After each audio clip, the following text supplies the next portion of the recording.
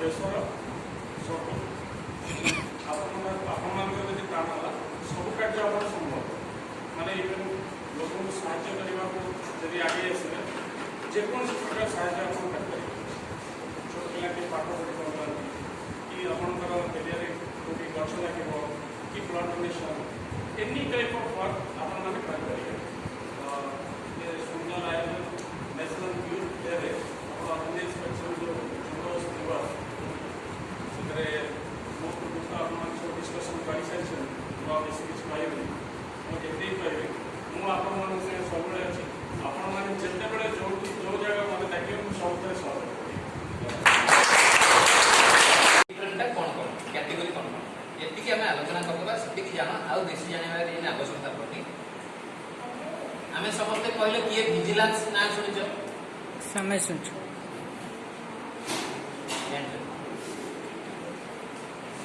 थाना ना किए शुणुछ? पुलिस थाना पुलिस थाना केते प्रकार अछि जानछ?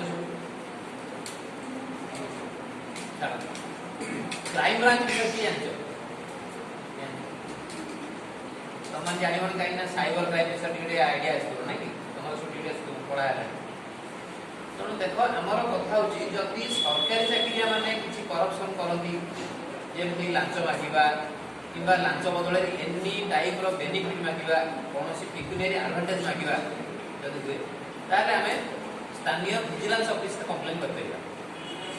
एटा हूँ स्टेट गवर्नमेंट में जदि स्टेट गवर्नमेंट छड़ा कॉर्पोरेशन हो एनी सेंट्रल गवर्नमेंट ऑफिस हो एनी क्लब हो एनी टाइप बैंक हो पोस्ट ऑफिस ये सब जिन जब किसी करप्शन हुए आम स्वतंत्र सीबीआई ऑफिस अच्छे जहाँ आम कहते सेंट्रल ब्यूरो इन्वेस्टिगेशन जोटा कि केवल सेंट्रल गवर्नमेंट जो ऑफिस गुड़ाक स्टेट गवर्नमेंट अंडर आसुना लाइक क्लब हो आम जाने भुवनेश्वर क्लब जाने से गोटे केंद्र सरकार अंश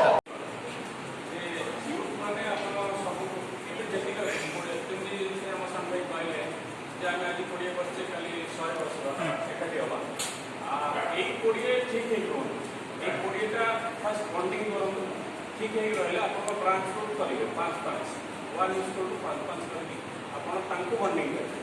बंडिंग कलापर आप प्रति मसरे बस एमती ना आज आम नेशनल यूथ डे अच्छी आम बसले पड़े प्रति मसरे मैंने आप गोटे फिक्स करूँ month every month last Sunday कि लास्ट सैटरडे एमती गोटे डेट रखु आपण मैंने बसतु এবং গোটে গোটে কার্যক্রম হাতକୁ নিଅନ୍ତୁ।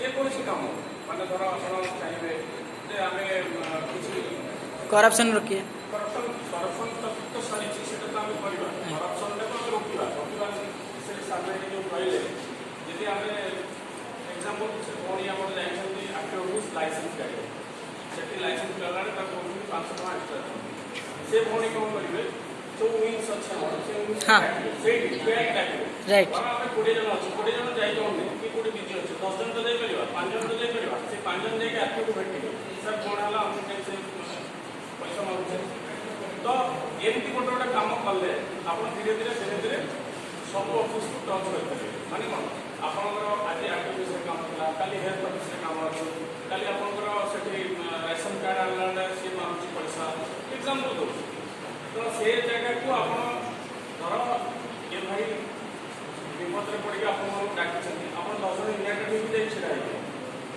ତାଙ୍କର ଅଥରିଟିକି ଯାଇ ଭେଟିବେ ସାର୍ ଯାହା କହିଲେ ସବୁ ଜିନିଷର ଡିପାର୍ଟମେଣ୍ଟ ଅଛନ୍ତି ଭିଜୁଆଲ୍ ଡିପାର୍ଟମେଣ୍ଟ ଅଛନ୍ତି ଆପଣଙ୍କର ସିବିଆଇ ଅଛନ୍ତି ସବୁ ଡିପାର୍ଟମେଣ୍ଟ ଅଛନ୍ତି କିନ୍ତୁ ପ୍ରଥମେ ସେଇ ଅଫିସ